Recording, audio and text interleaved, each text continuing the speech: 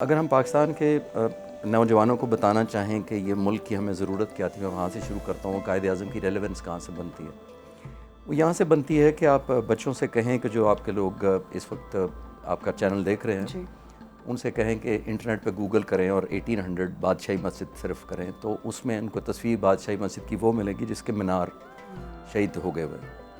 اور سوال بچوں کے ذہن میں آتا ہے کہ یہ کیسے شہادت ہوئی میناروں کی. تو میں آپ کو بتاتا چلوں کہ انگریزوں اور سکھوں کے درمیان لاہور پہ قبضے کی لڑائی ہوئی تھی، اور اس کے جو گنبد ہیں بادشاہی مسجد کے نیچے سے توپوں سے فائر کر کے تمام گنبد شہید کر دیے گئے تھے اس شک کی بنیاد پر. ان گنبد سے نیچے دشمن پر فائرنگ ہوتی ہے. ٹھیک.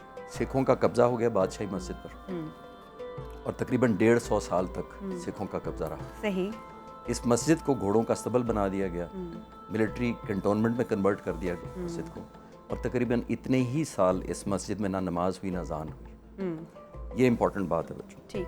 1930 میں انگریزوں نے جب حکومت تھی یہاں پہ، تو بہت سارے جو مائدین تھے وہ انگریزوں سے ملے اور انہوں نے کہا کہ ہمارے مسجد بادشاہی مسجد جو ہمارے لیے بہت بڑا ایک سمبل ہے، ریلیجس پرائڈ ہے، اس کی بے حرمتی ہو رہی ہے کیونکہ نہ اس میں اذان ہوتی ہے نہ نماز، تو اس کو ریسٹور کر دیں. تو انگریزوں نے ریسٹور کرنا آہستہ آہستہ، کیونکہ اس بری حالت میں جا چکی تھی مسجد، تو اینول فنڈ دینا شروع کر دیا ریسٹوریشن کا. اور بہت سارے ناظرین اور نوجوان بچے سن کر حیران ہوں گے کہ جو مسجد اس حالت میں ہے وہ 1960 میں آئی تھی، پاکستان بننے کے 13 سال بعد. ٹھیک ہے. تو اس کو ہمیں اس وجہ سے آزادی چاہیے تھی کہ آپ کی عبادت گاہیں اور اتنی جو مقدس جگہیں تھیں ان کی اس حد تک بے حرمتی ہوتی تھی. اور یہ بحث تو بڑی لمبی ہو جائے گی کہ مسلمانوں کے حقوق نہیں ملتے تھے صرف مسلمانوں کے. ہم کہتے ہیں میں اکثر بچوں کو یہ کلیئر کرتا ہوں جب میں یونیورسٹیز میں پڑھاتا ہوں، مختلف یونیورسٹیز میں جاتا ہوں، لمس میں پڑھاتا ہوں، میں بچوں کو اکثر یہ کلیئر کرتا ہوں کہ پاکستان، اکثر بچے کہتے ہیں پاکستان ہمیں چاہیے تھا اسلام کے نام پہ. جی. تو جو میں پوچھتا ہوں کہ اچھا اسلام کے نام پہ کیوں چاہیے تھا، ذرا یہ سمجھا دیں، تو وہ کہتے ہیں یہ نہیں پتہ، بس اسلام کے نام پہ چاہیے تھا. کریکٹ. تو میری ایکسپیکٹیشن اس پہ یہ ہے کہ اسلام کے نام پہ آپ کی نمازیں اور روزے رکھنے پہ پابندی نہیں تھی ہندوستان میں. پابندی تھی تو اس چیز پہ کہ آپ کو نوکریاں ایکول نہیں ملیں گی، آپ کو ترقی کی اپرچونیٹیز اتنی نہیں ملیں گی، آپ گرو نہیں کر سکیں گے، آپ بڑے بڑے عہدوں پہ اس لیے نہیں فائز ہو سکتے کہ آپ مسلمان ہیں. بیسک رائٹ ہے وہ آپ کو رائٹ نہیں وہ نہیں مل پا رہا because of being a Muslim and obviously آپ کے مذہب کی وجہ سے. تو 9 کروڑ جو ہندوستان کے لوگ تھے جو مسلمان تھے، قائد اعظم نے ان کو ایک امید دلائی کہ تم اتنی بڑی قوت ہونے کے باوجود محکوم نہیں رہ سکتے. اور جب انگریزوں نے یہ تہیہ کیا یا نیت کی کہ وہ چھوڑ کے جانا چاہتے ہیں ہندوستان کو، تو قائد اعظم نے یہ سٹینڈ لیا کہ ہم ایک غلامی سے دوسری غلامی میں نہیں جا سکتے، تو ہمیں ایک آزاد ملک چاہیے تھا. وہاں سے ان کی ویژن شروع ہوئی تھی. بلائنڈ فیتھ تھا لوگوں کا قائد اعظم کے اوپر، اور آئی وش کہ آج اس جیسا کوئی لیڈر ہو تو قوم فالو کرنے کو تیار ہے، اور ان کی جو خصوصیات تھی اس پہ ہم بہت بات کر سکتے ہیں. اچھا، جیسا کہ آپ نے ان کی جو ایجوکیشن ہے، جو ان کی تعلیم تھی، اس حوالے سے بھی آپ نے تھوڑی سی روشنی ڈالی. اس وقت میں، اس دور میں اعلیٰ تعلیم کے لیے جانا، وہاں سے تعلیم حاصل کرنا، تو یہ ایک بڑی زبردست بات ہے، بڑا ایک زبردست پہلو ہے. اتنا کامن اس دور میں تو نہیں ہوتا ہوگا. پھر ایک ٹائم آیا جب وہ مایوس ہو کر لنڈن چلے گئے. پھر اقبال نے ان کو ایک لیٹر لکھا، خط لکھا. میں چاہوں گی کہ یہ والا جو چیپٹر ہے اس پر بھی تھوڑی سی روشنی ڈالے گا کہ وہ کن حالات سے مجبور ہو کر گئے، اور پھر اقبال نے ان کو کیا لکھا خط میں. مجھے اگر اجازت دیں تو تھوڑی سی کریکشن کر دوں. بہت سے خط لکھے علامہ اقبال نے، کوئی 9 جو میرے ذہن میں جو میں ریسرچ کر سکا ہوں. بد دل اس لیے ہو گئے تھے کہ کانگریس میں وہ شامل ہو گئے تھے جو گاندھی لیڈ کر رہے تھے اس، اور اس امید پہ ہو گئے تھے کہ ہم انگریزوں کو یہاں سے بھیجنے میں کامیاب ہو جائیں گے، اور اس کے بعد ہم ایکول حقوق جو ہمارے بنتے ہیں آپس میں بانٹنے میں کامیاب ہو جائیں گے.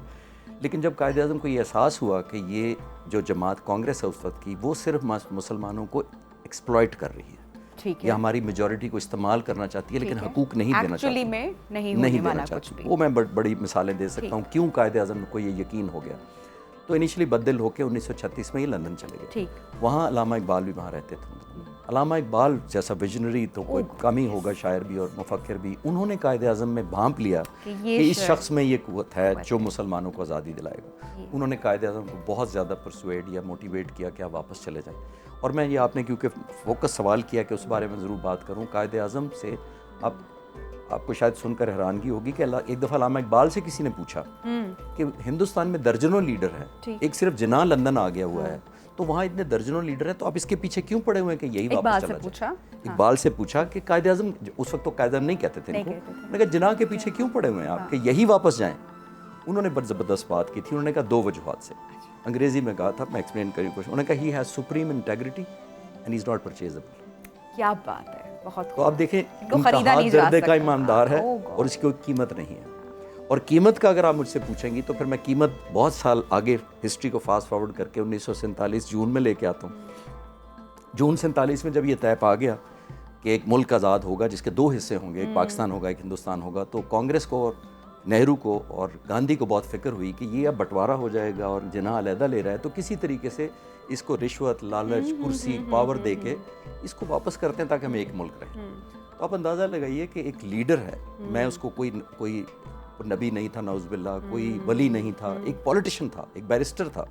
ان کے پاس پہلے نہرو آتا ہے, ٹھیک, جو پرچیزبل کی بات کو میں ثابت کرنے لگا. نہرو آتا ہے اور آ کے کہتا ہے کہ کسی طرح معاملے کو آپ کیا چاہتے ہیں آپ کہ آپ اس ضد سے چھوڑ دیں کہ پاکستان علیحدہ آپ کو چاہیے, نہیں مانے. پھر ماؤنٹ بیٹن نے وائسرائے کے گھر میں بلا کے بڑی لالچ دی کہ آپ کو منسٹریاں دلا دیتے ہیں, آپ کو یہ دلوا دیتے ہیں. تو آج کل کے پولیٹیشین کتنی جلدی سودا کر کے کہتے ہیں جمہوریت بچ گئی کیونکہ بھائی منسٹر بن رہا ہے, والد کو ٹکٹ مل گئی ہے, فلانا. تو آج کل کیا ہو رہا ہے, آج کل تو بوریاں نکلتی ہیں یہ. تو پھر وہ بھی ناکام ہو گئے. پھر گاندھی آئے اور انہوں نے سب سے بڑی شاید آفر کی, اور آج کل میرا خیال ہے ایسے شخص کو انہوں نے بھی پریس کیا قائد اعظم جی جی جی اس کو بہت سارے, بہت. ہاں, انہوں نے کہا تھا ہی از انکرپٹیبل. انکرپٹیبل کا لفظ مطلب آپ سوچیں ایک دشمن آپ کا کہہ رہا ہے کہ اس کو خریدا نہیں جا سکتا, اس کو کرپٹ نہیں کیا جاتا. گاندھی نے آ کے کیا آفر کیا, وہ بچوں کو ضرور پتہ ہونا چاہیے. گاندھی نے آ کے آفر کیا کہ اگر آپ پاکستان کی ضد چھوڑ دیں تو ہم پورے ہندوستان کا آپ کو پہلا وزیر اعظم آپ کو بنانے کو تیار ہیں. اور پورا ہندوستان ذہن رکھیے کے پی کے سے بنگلہ دیش تک, کے پی کے سے بنگلہ دیش تک یہ ایک ملک تھا, اس کا آپ کو وزیر اعظم آفر کر رہے ہیں, دا بگیسٹ سیٹ.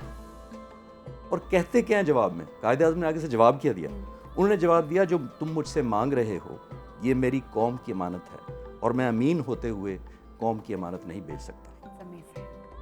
میں آج بھی سب کو کہتا ہوں کہ اگر قائد اعظم خود وزیر اعظم بن جاتے, اللہ تعالیٰ نے ان کو صرف 13 مہینے اس واقعے کے بعد زندگی ان کی لکھی تھی. ہسٹری اور تاریخ آج ضرور یاد کرتی ہے ان کو, mister Muhammad Ali Jinnah, the first prime minister of all India, لیکن شاید قائد اعظم کے طور پہ یاد نہیں ہوتی. تو رہتی دنیا تک وہ قائد اعظم کا نام اس لیے لکھوا گئے کہ انہوں نے وقتی لالچ, وقتی مصلحت سے کمپرومائز کیے بغیر جو اصولوں پہ اس پہ سمجھوتا نہیں. اچھا, اب میں پہلے سوال کے ساتھ میں نے دوسرا حصہ جوڑا تھا, میں چاہوں گی تاکہ ٹائم ہمارے پاس چونکہ لمیٹڈ ہے تو اس پر بھی ضرور بات کریں کہ جب بر صغیر کا بٹوارا ہو رہا ہے, پاکستان اور ہندوستان 2 ملک کی صورت میں ابھر کر سامنے آ رہے ہیں, اور کروڑوں کی تعداد میں جو لوگ ہیں وہ قائد اعظم محمد علی جناح کو فالو کر رہے ہیں, اور وہی ایک واحد موٹیویشن ہے. کیا ایسی لیڈرشپ کوالٹیز تھیں ان میں, ایسا کیا ڈفرینٹ تھا کہ آج کے جب ملک کے ہم اپنے ابھی کے نوجوانوں کو دیکھتے ہیں سو دے لک سو بلینک کہ شاید کوئی ایسا لیڈر آئے, شاید کوئی ایسا جناح آئے کہ ہم اس کو فالو کریں, اس پہ اندھا بلیو کر سکیں. لیکن اس وقت ان لوگوں نے قائد اعظم محمد علی جناح پر جو اعتماد کیا, جس کی وجہ سے اپنا سب کچھ چھوڑ کر, سب کچھ قربان کر کے, اور جو ہم ہسٹری دیکھتے ہیں کہ کس طریقے سے جو ریل گاڑیاں تھیں وہ پاکستان آتی تھیں, اور اس طریقے سے لوگوں نے اپنے گھر بار, اپنا پیسہ, مال, جان سب کچھ لٹا دیا, تو کیا کوالٹیز ہوں گی ان میں؟ بہت اچھا سوال ہے آپ کا. میں کوئی کوشش کرتا ہوں, یہ اس میں بہت گھنٹوں بات کر سکتا ہوں, لیکن میں وقت کی کمی کی وجہ سے مختصر کرنے کی کوشش کرتا ہوں. میں لیڈر کی آپ کو جھلکیاں دکھاتا جاتا ہوں اور آپ کو پتہ چلتا جائے گا کہ اس بندے کو چھوڑ کے کوئی کیسے جائے گا. پاکستان بنا, غریب ملک تھا, بامبے سے اپنی 11 سالہ پرانی گاڑی ساتھ لے کے آئے کہ یہ میری سرکاری گاڑی ہے.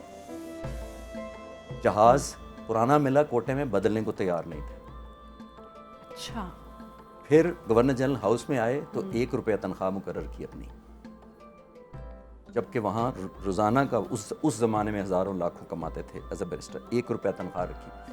حکم صادر کیا کہ جو گورنر جنرل ہاؤس میں ایکسپینس یا خرچہ ہوگا, جب تک میں اپنے انیشلز نہیں کروں گا وہ بل کلیئر نہیں ہوگا.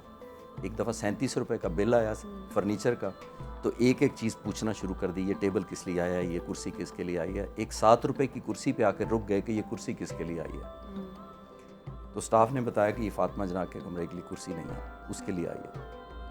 بہن کو پیار سے فاطی کہتے تھے, انگریزی میں کہتے ہیں, میں اردو میں بتانے کی کوشش کرتا ہوں, کہتے ہیں فاطی اپنے لیے کرسی افورڈ کر سکتی ہے, قوم اس کا خرچہ کیوں اٹھائے. بہت خوب. اقربا پروری آج کل ہم بنتے ہی رشتہ داروں کو نوازنے کے لیے ہیں. جو منسٹریاں ملتی ہیں, جب میں بڑا عہدے پہ جاتا ہوں, میں سب سے پہلے اپنے خاندان کو سیٹیں دلاتا ہوں. میں آپ کو ایک واقعہ سناتا ہوں.